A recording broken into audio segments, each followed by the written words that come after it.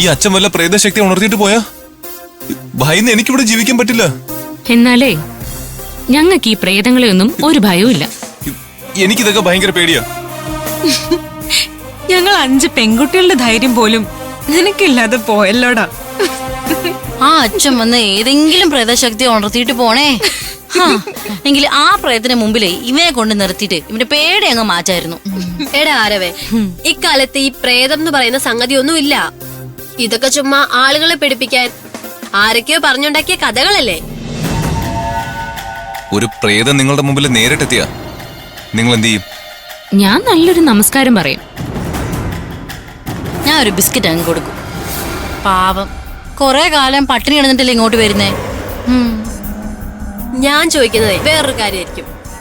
അതായത് അയാള് മരിച്ചു കഴിഞ്ഞപ്പോ അയാൾ എന്താ കണ്ടെന്ന് ചോദിക്കും. അത് ശരിയാ.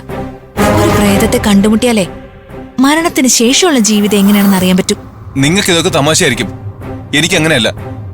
എനിക്ക് പേടിയാ. ആ അച്ഛൻ ഇവിടെ വന്ന് കേറുമ്പോ എന്നെ കണ്ടുപിടിച്ചാലോ? ഇവിടെ പോലീസ് വന്ന് സെർച്ച് ചെയ്തിട്ടുണ്ട്. നിന്നെ കണ്ടുപിടിക്കാൻ കഴിഞ്ഞിട്ടുണ്ടോ? പള്ളിയിലെ ഫാദർ വന്നാലും നിന്നെ കണ്ടുപിടിക്കാൻ പോകുന്നില്ല. നിങ്ങൾ എങ്ങനെയെങ്കിലും അച്ഛൻ വരുന്ന തടയണം, അല്ലെങ്കിൽ ഞാൻ കുഴപ്പത്തിലാവും.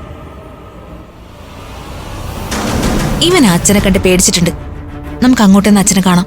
അപ്പൊ അച്ഛൻ ഇങ്ങോട്ട് വരില്ലല്ലോ. അത് ശരിയാ. നീ ടെൻഷൻ ആവാതെ അച്ഛന്റെ കാര്യം നമുക്ക് ശരിയാക്കാം. വാ, നമുക്ക് പോയിട്ട് വരാം.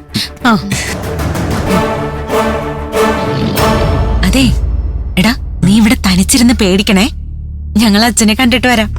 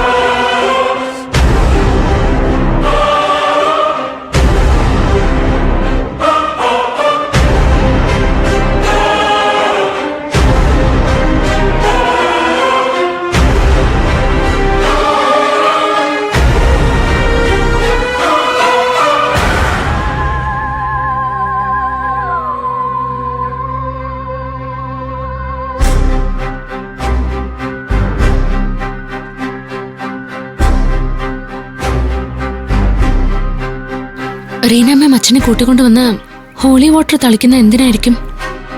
ദോഷങ്ങൾ മാറാനായി അച്ഛന്മാര് വന്ന് വെഞ്ചരിപ്പ് നടത്താറുണ്ട്. അതിന്റെ ഭാഗമായിട്ട് വന്നതായിരിക്കും. നമ്മൾ റൂമിൽ ചെയ്യാൻ വരൂ? അത് ആരവന് ഇഷ്ടമല്ല.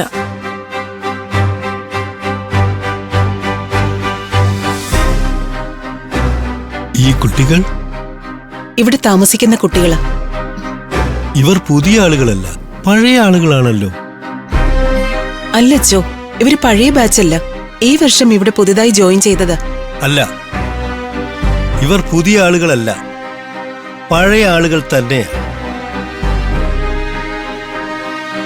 അത് മനസ്സിലായില്ലല്ലോ അച്ചോ. ഇവർ ചങ്ങാതിമാരല്ലേ, വർഷങ്ങൾ പഴക്കമുള്ള ചങ്ങാതിമാർ. 5 പേരെയും ഒറ്റ നോട്ടത്തിൽ കണ്ടാൽ അറിയാം. ഞാൻ പഴയ ആളുകൾ എന്ന് പറഞ്ഞത് ഇവിടെ പഠിക്കാൻ വന്നതിനെ പറ്റിയല്ല, ഇവരുടെ സൗഹൃദത്തെ ഉദ്ദേശിച്ചാണ്.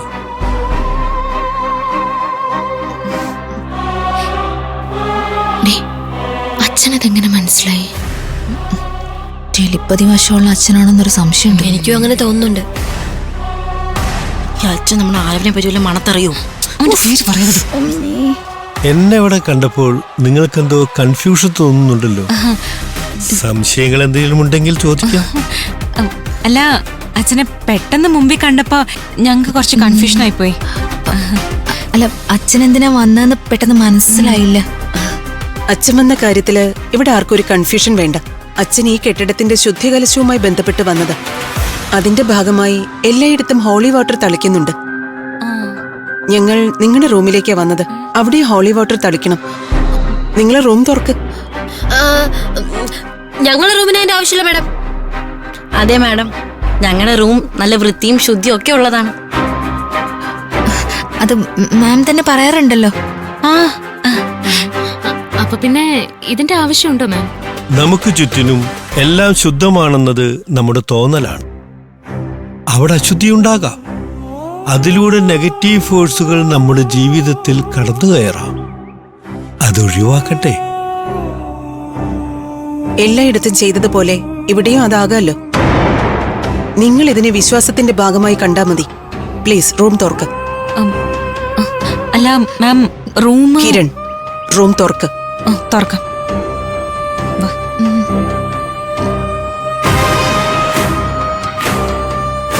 നിക്ക്.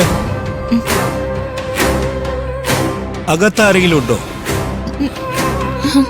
ഇല്ല, ആരുമില്ല. ഇവിടെ ഞങ്ങൾ മാത്രമേ താമസിക്കുന്നുള്ളൂ. അങ്ങനെയെങ്കിൽ റൂം നിങ്ങൾ തുറക്കണ്ട.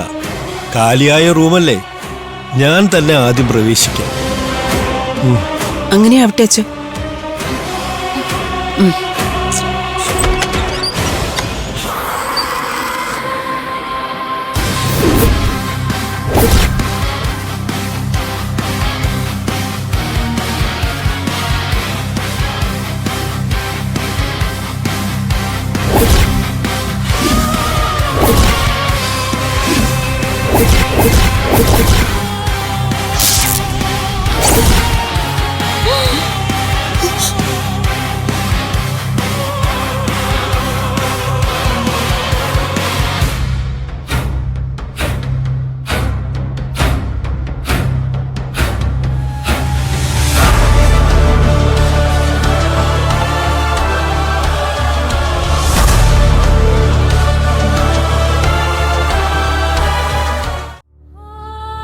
ആര് ഒപ്പിച്ച പണിയാണെന്ന് തോന്നുന്നു. യെസ്, എനിക്കും അങ്ങനെ തന്നെയാ തോന്നുന്നേ. അവൻ ഇഷ്ടമില്ലാത്ത ഒരാള് കയറി വന്നോണ്ടായിരിക്കും. ഒന്ന് മിണ്ടാതെ നിൽക്കൂ.